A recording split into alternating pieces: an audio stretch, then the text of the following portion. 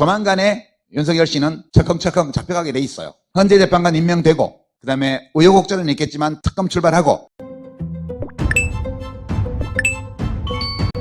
연쇄 검토마 공수처장이 결국 윤석열 체포영장을 청구했습니다. 윤석열 측 반응을 보니 이제 술을 마실 수 없을 것 같아 멘탈이 나간 것 같습니다. 해당 건이 지금 타이밍에 왜 중요한지 보고드리며 뒤에서는 여론조사의 함정과 최상목을 무력화하는 방법 보고드립니다. 공수처와 경찰 등으로 꾸려진 공조수사본부는 이날 오전 0시 서울 서부지방법원에 내란 수계 윤두창의 체포영장을 청구했다고 밝혔습니다. 앞서 공수처는 내란 우두머리와 직권남용 권리행사 방해 혐의로 윤에게 3차례 출석을 요구했으나 윤은 아무 대응 없이 불출석했습니다. 현직 대통령에 대한 체포영장 청구가 이뤄진 것은 헌정사상 처음입니다. 그리고 지금까지 엄청나게 수사를 방해하고 압수수색까지 방해하며 사실상 자범 수준으로 법치주의를 무너뜨린 상황이라 저는 이 영장이 발부될 것으로 희망합니다.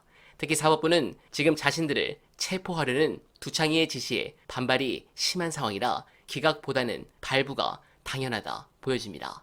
해당 부분이 중요한 것은 현재 윤두창을 쉴드치는 국짐과 공직사회 그리고 언론들까지 이 수계가 잡히면 급속도로 무너질 수 있으며 또한 헌재 심판에서도 윤석열의 수사 관련한 자료를 검토하며 탄핵 심판을 할 수밖에 없기 때문에 이런 자료들이 헌재로 들어가면 결국 윤두창을 기각할 수 없을 겁니다. 그렇다면 이 상황을 볼 때 민주당은 무엇을 준비하고 있느냐? 바로 최상목 압박 카드입니다. 그 카드 보시고 이어가 보겠습니다. 지금 법적으로도 그러니까 헌법재판소에 법적 대응을 또 해나가는 방법들도 또 있죠. 하나 방법이 뭐가 있습니까? 동시에 이게 2014년에 그런 일이 있었는데요. 대법관을 국회 선출 대법관을 선출을 안 하고 있었어요. 국회에서. 그러니까 이게 내가 대법관이 숫자가 모자라니까 공정한 재판을 받을 권리가 침해됐다라고 해서 이게 부작위에 의한 위헌이다. 뭔가를 하지 않아서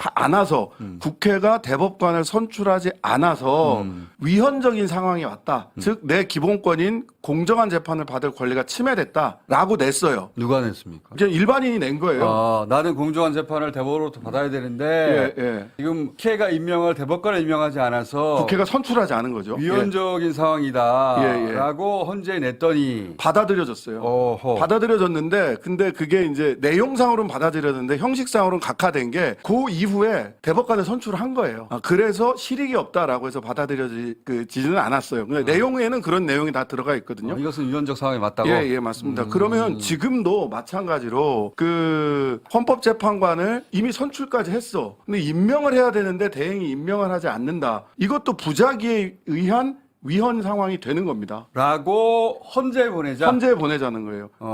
헌재가 당사자인 사건이 되는 거죠. 네, 헌재가 당사자인 사건인데 다만 이제 헌재는 당사자 적격을 인정하는데 굉장히 엄하거든요. 그래서 일반인이 국민이 그렇게 보냈을 때 이걸 받아들여질지는 두 번째 문제인데 이건 국회의장이 해야 되는 게 가장 적격 그러니까 아닙니까? 권한쟁의의 경우에는 의장이 하는 게 맞고요. 네. 권한쟁의는 뭐냐면 국회가 선출했는데 왜 안 하냐. 왜 안 하냐? 국회가 선출했던 그 권한을 침해한 거다라는 의미를 할 수 있고 헌재에 이미 헌법소원이라든지 위헌법률심판 제청을 해가지고 받아들여져서 헌재에 사건이 있는 일반인들의 경우에는 그런 경우에는 딱 맞죠. 내가 지금 재판이 헌재에 계류돼 있는데 왜 6명으로 가지고 계속 재판하게 만드니? 라고 하면 살 수 있죠. 예, 당사자. 지금 헌재에 계류된 당사자. 그거보다 제가 보기에는 더 확실한 건 이것도 있어요.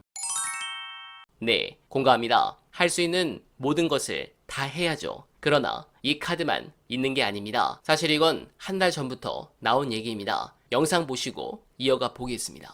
이건 가처분까지 할 수 있을 것 같은데 선출된 세 분 있잖아요. 마은혁, 정계선, 그다음에 조한창 세 명이 그 위헌적 상황이다라고 본안을 넣고 가처분으로 임시지휘를 정하는 가처분을 넣어서 나는 재판관 지위에 있음을 확인해 달라. 근데 헌재 재판관 후보 세 분이 그걸 세 할까? 한다면 그게 제가 왜냐면 지금 여기가 막힘으로 해서 네. 저쪽에서 시간이 생기니까 온갖 짓들을 다 해요. 아니 그것뿐만 아니라 뭐 어제 참담한 그 사고에 대해서 정쟁적으로 활용하려는 사람들이 탄핵 때문에 이런 일이 생겼다 그러잖아요. 댓글팀 드글드글 합니다. 네. 또 근데 이게 아니에요. 헌재도 이 사건을 빨리 처리하겠다고 거듭 의사를 밝히는 이유가 혼란을 수습하기 위한 거예요. 그런 빨리 겁니다. 진행하는 게 최고입니다. 그러면은 네. 이 세 분에 대해서 누군가가 국회를 대표해서 그 제안을 하고 이런 방안이 있지 않겠습니까? 그 네. 직접 그분들도 세 분 다 임명되는 게 마땅하다고 공개적으로 얘기했죠. 청문회 때 밝혔잖아요. 그러니까요.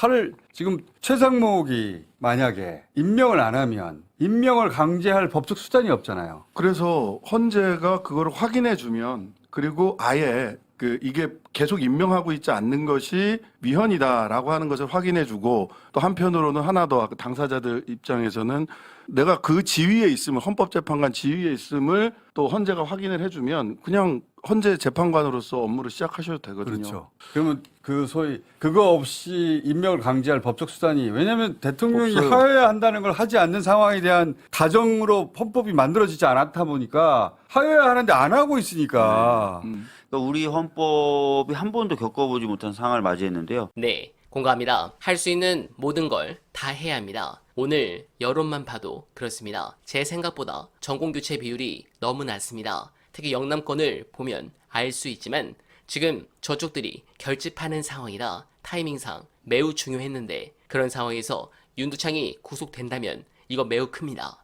그런 부분에서 최권한대행은 자리의 무게를 깊이 새기고 헌정의 불안정성을 한시라도 빨리 해소하는 게 최우선 임무임을 잊지 말아야 합니다. 한 총리가 탄핵 소추된 이유는 무엇보다 내란 수습이라는 기본 임무에 역행했기 때문입니다. 내란 우두머리 윤석열에 대한 탄핵 심판과 형사처벌이 신속히 이뤄지게 함으로써 내란 사태를 조기 종식하는 게 지금 절대 다수 국민이 바라는 바입니다. 하지만 한 총리는 이런 민심을 거스르고 헌법재판관 임명을 보류하고 특검법 공포도 미루는 등 국가위기 상황을 기약 없이 연장하는 길을 택했습니다. 무책임의 극치였습니다. 국회모 헌법재판관은 대통령이 의례 임명하도록 헌법에 규정되어 있고 학계와 헌법재판소, 대법원 모두 같은 견해를 밝히고 있습니다. 이 당연한 절차를 마치 대단한 결단이라도 필요한 일인 양 호도하며 시간을 끄는 것 자체가 반헌법적 행위입니다. 또한 특검법도 박근혜 당시의 전례가 있는 데다 내란 우두머리에 대한 수사가 지지부진한 상황을 고려하면 하루라도 일찍 발효돼야 마땅합니다. 헌법재판관 임명과